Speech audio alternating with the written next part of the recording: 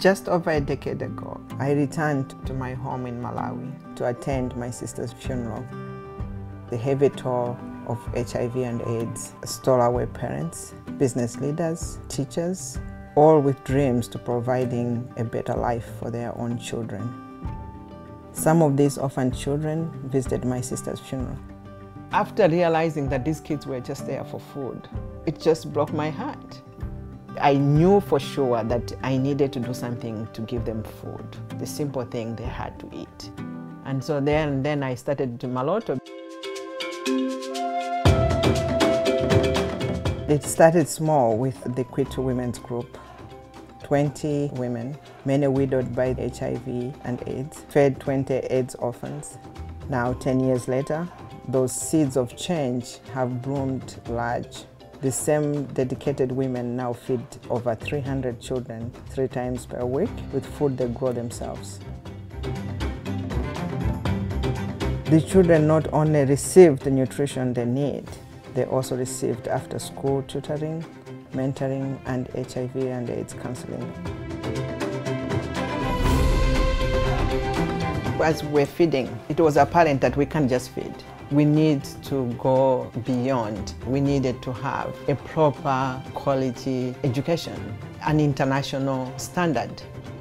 I realized that the traditional way of education in Malawi does not favor much the kids because they are closed in.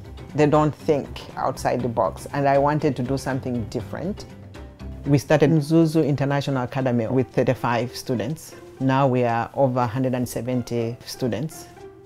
If they are educated, they'll be able to give back to the same community that they've come from and become leaders of that country.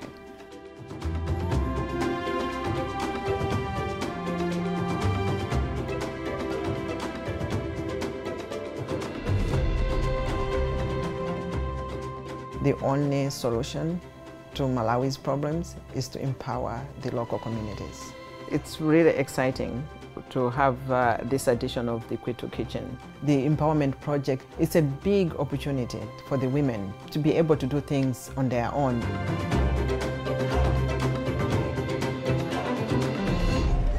When she first visited the Kwitu Kitchen, the Friendship Kitchen, Meredith noticed something. We were driving down the road and there were one seller after another with pyramids of tomatoes. And I said to Anna, what do you do when it's the rainy season and you don't have the tomatoes for your food? And Anna said, we don't have tomatoes, and tomatoes is very important for us because every dish we need tomatoes. So we asked some of the women at the center if they would like to learn how to can tomatoes, and they were very excited about it. She shipped over canning supplies, not available in Malawi, and set off to establish a business. The enterprising women of Kwitu Farms were ready. Before this project started, you never canned tomatoes, right? No. Jacinta Jerry runs the show here, and she has big plans for the Kwitu Kitchen tomatoes. Our dream is to grow, not only in Mzuzu, but all over Malawi. That dream is quickly becoming a reality.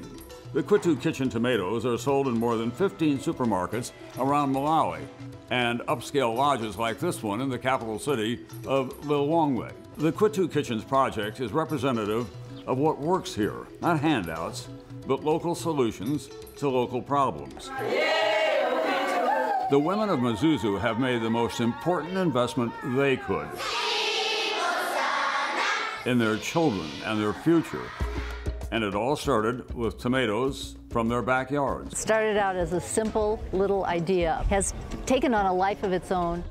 There's so much promise when you feed, educate, and empower tomorrow's leaders. With your continued support, you help us reach our goal to be able to empower ourselves so that we can take care of our own communities.